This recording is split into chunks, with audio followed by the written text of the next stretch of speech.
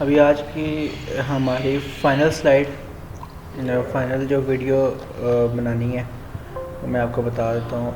Final touch है ये इसका ना। इसमें एक तो ये है कि आप अपने सिक्योरिटीज़ के हवाले से कि अपने सॉफ्टवेयर को सिक्योर कैसे कर सकते हैं किसी भी एंड यूज़र से, उसके हवाले से बता देता हूँ। और साथ में बैकअप्स के हवाले से एक तो इसमें ऑप्शन ये है कि जिस टाइम आप लॉगिन करेंगे सॉफ्टवेयर को यहाँ पे अपनी सारी वर्किंग की, तो उसके बाद जब क्लोज़ करते हैं तो क्लोज़ करने पर ये पूछता है do you wish to generate backup. अगर आपने नो किया तो ये बैकअप नहीं बनेगा। अगर आपने येस किया हर क्लोज के ऊपर ये आपसे पूछता है तो ये साथ ही बताता है backup generated successful at location D dynamic E R P D S P backup slash dynamic E R P dash 15/4/2018 यानी कि 15 अप्रैल 2018 .ba के नाम से वहाँ पे इस लोकेशन पे इसने बैकअप जनरेट कर दिया। इसको आप वेरीफाई भी कर सकते हैं डी ड्राइव में जाके डायनामिक ई आर पी में डी एस पी बैकअप्स।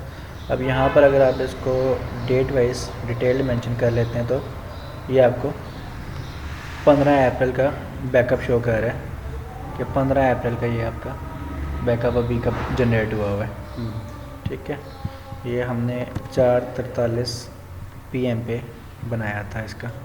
तो ये बिजली बंद होगी तुसी उनसे ओके कितना ही नहीं जाता लैपटॉप इसीलिए होता है कि आपको टेंशन ना हो। फिर दूसरी चीज़ आप इसमें डिफरेंट थीम्स को मेंटेन कर सकते हैं कि यहाँ से जैसे आप कहते हैं कि यार ये लेआउट हमें नहीं पसंद, हम 2010 ब्लैक चूज़ कर लें तो ये लेआउट लगा लें आप। तो ये पूरे के पूरे लेआउट को इसने चेंज कर दिया है स्पेसिफिकेशन, यानी कि डिफरेंट टाइप्स के लेआउट्स को आप मेंटेन कर सकते हैं। पासवर्ड का भी बताएं किस तरह से। अभी इसी तरीके से आप लॉगिन करते हैं, ये बटन है और इसको आप क्लिक करते हैं तो यहाँ पर आप डिफरेंट चीज़ें देख सकते हैं। अब जैसे हमारी वेब लिंक को आपने क्लिक करना है तो यहाँ क्लिक करेंगे हमारी वेबसाइट ओपन हो जाएगी। यहीं से हमारा FB daily motion Twitter Google account है। बैकअप अगर मैनुअली जनरेट करना हो तो इस पर क्लिक करें। गूगल मैप्स अगर आपने यूज़ करने हैं तो मैप पे क्लिक करेंगे तो यहाँ से ऑटोमेटिकली ये गूगल मैप्स को ओपन कर देगा, तो वहाँ से आप किसी भी लोकेशन को एक्सेस कर सकते हैं। डिफ़ॉल्ट हमारे सेटअप के हवाले से इसने बताया हुआ है कि हमारा सेटअप कहाँ पे एग्जिस्ट कर रहा है। ये इस वक्त हमारे सेटअप की स्नैपशॉट भी है ये सही। इतने 4 लाख कितने लाया इसने भाई एक कमरा थोड़ी है। अच्छा चलो ठीक है, 4 लाख कौन लग गया अच्छा ये गूगल सर्च है, इसमें अगर आपने सर्च करना हो गूगल में कोई भी वो ओपन कर सकते हैं। Word, Excel, PowerPoint, Paint यहीं से आप कर सकते हैं। जैसे कैलकुलेटर पे कोई कैलकुलेशन करनी है तो यहीं से कैलकुलेटर को आपने डायरेक्टली एक्सेस कर लिया। ठीक, यहीं से पावर पॉइंट है, एक्सेल है, वर्ड है, डे लॉग, चेंज पासवर्ड और ERP एडमिन। अब ये डे लॉग क्या है? डे लॉग ये है कि आप जैसे ही आपने 31 दिसंबर 2017 ऑलरेडी डे लॉग्ड है, हम इसको बिलफर्ज लॉक कर देते हैं टुडे। अब 15 अप्रैल को लॉक कर दिया। अब क्या होगा कि 15 अप्रैल से अलावा पे इससे पहले की एंट्री आप नहीं कर सकते किसी भी जगह पे। जैसे आप कहते हैं कि एक आप सेल्स इनवॉइस जनरेट कर लें 14 तारीख की,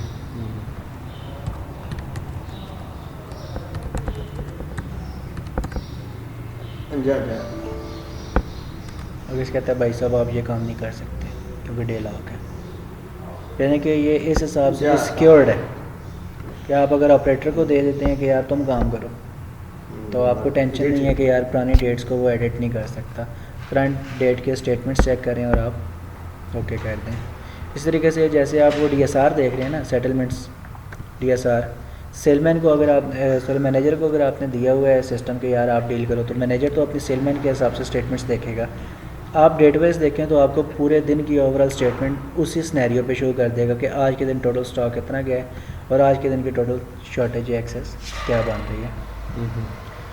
तो इसके बाद आपको डे लॉक कर देते हैं तो आपको टेंशन नहीं है। फिर अगर पासवर्ड्स अपने चेंज करने हैं तो ये चेंज पासवर्ड का ऑप्शन है, कौन सी आईडी का पुराना पासवर्ड क्या है, नया पासवर्ड क्या लगा रहे हैं, कंफर्म पासवर्ड करके जैसे प्रोसीड करेंगे आपका पासवर्ड चेंज हो जाएगा। यहीं से अगर आप कहते हैं कि अब कुछ चीज़ें आप कहते हैं ऑपरेटर से ऑन या ऑफ होनी चाहिए, जैसे आप कहते हैं कि यार फाइनेंशियल मैनेजमेंट लड़का ना कर सके, कि पूरी की पूरी टैब ही वो ना यूज़ करे, या इसका कुछ सेक्शन जो है वो ना यूज़ कर सके, तो उसके लिए आप यहाँ पे डायनामिक ERP एडमिन पे आएँ, अपनी ID पासवर्ड आपका 222 डिफ़ॉल्ट जो एडमिनिस्ट्रेटर है उसका 222 डिफ़ॉल्ट एडमिन ID पासवर्ड है। बाकी जो आपके लोग हैं उनका 333 4 5 6 आप कोई भी असाइन कर सकते हैं, और ये यूज़र्स भी आप खुद जनरेट कर सकते हैं। जैसे अगर आप यूज़र रोल बनाते हैं तो यहाँ से आप डिफरेंट रोल्स असाइन कर सकते हैं, जैसे एडमिन ये हमारा डिफ़ॉल्ट रहेगा, ये आप चेंज नहीं कर सकते। डायनामिक ERP एडमिन ये आपका एडमिनिस्ट्रेटिव अकाउंट है, इसी तरीके से DO डायनामिक ऑपरेटर है। ऑर्डर बुकर्स के बनाते हैं या कंपनी के SO के लॉगिन्स या MDO या SDE के लॉगिन आप बनाते हैं तो ये लॉगिन्स भी आप इसमें जनरेट कर सकते हैं। अब SDE लॉगिन या SO लॉगिन बनाते हैं आप तो वो सिर्फ अपनी रेलिवेंट कंपनी को एक्सेस कर सकता है। उसके लिए आपका क्या सिनेरियो है कि यूज़र रोल पे हैं, यहाँ से आप कोई भी यूज़र क्रिएट कर सकते हैं। इस यूज़र को आपने फुल एक्सेस देनी है या नहीं देनी, अगर नहीं देनी तो फिर किस कंपनी की देनी है।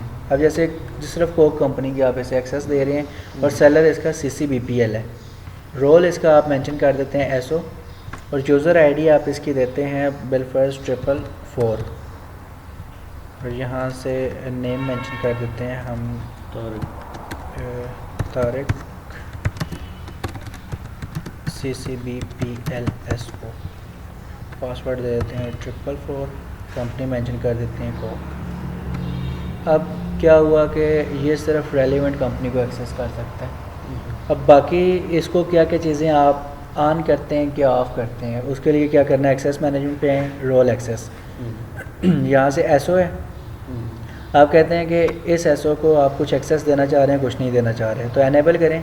प्रोडक्ट रिकॉर्ड ये नहीं डील कर सकता, इन्वेंट्री मैनेजमेंट में जो रिपोर्ट्स हैं उनको देख ले, मिसलिनियस रिकॉर्ड जो है वो ये नहीं देख सकता, सेटलमेंट्स में जो एंट्रीज़ हैं ये भी नहीं चेक कर सकता, वेंडर्स रिकॉर्ड में अपनी सप्लायर्स की स्टेटमेंट जो है वो आपके इन्वेंट्री में ही आ जाती है। HR मैनेजमेंट नहीं जा सकता, और फाइनेंशियल्स को देख ले, लेकिन सप्लायर्स की बैलेंस रिपोर्ट या अगर उसका लेजर देखना चाहता है तो वो चेक कर ले। बाकी चीज़ें आप कहते हैं कि प्रोडक्ट तो ऑलरेडी प्रोडक्ट्स में से कुछ भी नहीं दे रहे, तो इसको चेक या अनचेक करने की ज़रूरत नहीं है। इसी तरीके से इन्वेंट्री एंड सेटलमेंट्स में आप कहते हैं कि परचेज इन्वाइसेस नहीं बनाए, सेल्स इन्वाइसेस नहीं बनाए, स्पॉट सेल नहीं करे, क्लेम्स एंड सेटलमेंट्स नहीं, लोड मैनेजमेंट नहीं है, स्टॉक रिपोर्ट्स देख ले, सेल रिपोर्ट्स देख ले, एनालिसिस देख ले, परचेज रिपोर्ट्स और इन्वाइस रिटर्न ना करे, DSR सेटलमेंट्स नहीं, एक्सपेंस रिकवरीज ये काम ना करे वो। HR में वो नहीं जा सकता, इसलिए ये सेल्स में वो नहीं जा सकता। अब ये सेल्स की ये डिफरेंट स्टेटमेंट्स हैं, डिस्काउंट शो करने चाहिए नहीं करने चाहिए, जैसे ऑपरेटर्स बनाते हैं तो ऑपरेटर्स में भी आप ये असाइन कर सकते हैं कि ये डिस्काउंट्स वगैरह ना डाल सके, जो हमने ऑलरेडी असाइन किया हमें सिर्फ वही काम कर सके, तो ये आप अपने रोल्स असाइन कर सकते हैं। फिर बैच या एक्सपायरी की मैनेजमेंट कर सकते हैं कि नहीं, अगर नहीं कर सकते तो अनचेक कर दें। इसी तरीके से ये बैलेंसेस की डिफरेंट रिपोर्ट्स हैं, कैश फ्लो ना चेक कर सके। अब ये फाइनेंशियल हेड्स की है ना, ये फाइनेंस मैनेजमेंट पे जा सकता है, तो फाइनेंस मैनेजमेंट में कौन कौन सी चीज़ें वो चेक कर सकते हैं। जैसे यहाँ से सिर्फ वो कस्टमर बैलेंसेस सप्लायर बैलेंसेस को चेक कर लें, तो ये बाकी सारी की सारी चीज़ें इसको अनचेक कर दें। अब अगर हम लॉगिन करते हैं 444 पे, यहाँ से आप अपने सिक्योरिटीज़ और प्रिविलेजेस असाइन कर सकते हैं। 444 लॉगिन हुआ तो RX CCBPL SO भाई आप नहीं जा सकते, रीज़न क्या है, आपने फुल एक्सेस पे क्लिक किया हुआ है। इसको अनचेक करें, लॉगिन करें, तो ये अपनी रेलिवेंट कंपनी रज़ाक ट्रेडर्स कोक के सेटअप पे जाएगा। अब अगर आप कहते हैं कि इसमें कंपनी चेंज करके देख लेते हैं, शेज़ान है 444 का लॉगिन, तो वो नहीं जा सकता क्योंकि उसे असाइन ही कंपनी कोक है। अच्छा, जिसने ये करना है जी, जैसे किसी ने यूज़र बनाना है, हाँ जी, तो उसके वास्ते सेम उसके लैपटॉप की या उसके कंप्यूटर की सेम स्पेसिफिकेशन होगा?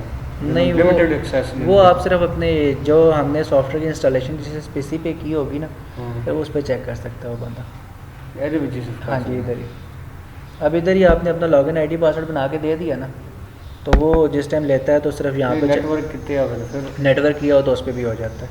नहीं अगर एक आप नेटवर्क पीसी लगा देते हैं ना, उस पर कहते हैं यार बैठ के देख लो, और पूरे फुल इंस्टॉल करना पड़ेगा। इंस्टॉलेशन वो हम करके देंगे आपको, नेटवर्क एक बना देंगे। नहीं उसकी स्पेसिफिकेशन फिर लैपटॉप दी कंप्यूटर की स्पेसिफिकेशन उसकी ये है कि मिनिमम लिमिटेड चीज़ों में देते हैं जाना फिर बेशक लिमिटेड दें, लेकिन आपकी 4 GB रैम होनी चाहिए, 4 GB ठीक है। मिनिमम 4 GB रैम, और क्वाड कोर में और सिस्टम तो बेस्ट है। लैपटॉप तो आपको आइडिया है या कि एक अच्छी चीज़ है। ठीक अब ये देखें जैसे सेल रिपोर्ट पे आए तो ये अपनी कंपनी को चेंज नहीं कर सकता। हमने ऐसा लॉगिन किया था ना, इसका कोक कंपनी का लॉगिन था, तो ये अपनी कंपनी को चेंज नहीं कर सकता और स्टॉक रिपोर्ट आल या राउट वाइज आल रिपोर्ट्स नहीं देख सकता। इसी तरीके से परचेज़ रिपोर्ट्स में ये आल परचेज़ रिपोर्ट्स नहीं चेक कर सकता, सिर्फ अपने रेलिवेंट सप्लायर को देखेगा और सप्लायर को भी चेंज नहीं कर सकता। स्टॉक रिपोर्ट्स ये भी अपनी रेलिवेंट कंपनी के हिसाब से देखेगा, सेल्स एनालिसिस भी रेलिवेंट कंपनी के हिसाब से, यानी कि ये अपने कंपनीज़ को चेंज नहीं कर सकता, तो आपको इसमें भी टेंशन लेने की ज़रूरत नहीं होती है। और सप्लायर बैलेंसेस वो अगर ये चेक कर ले तो इसका इशू नहीं है। सप्लायर्स लेजर उसको ऑन कर देते हैं, वो मैं ऑन करके दिखा देता हूँ। ये एक्सेस मैनेजमेंट आप कहते हैं कि यार ये सप्लायर्स जो है बैलेंसेस नहीं है, सप्लायर्स लेजर चेक कर ले, सेलर्स लेजर।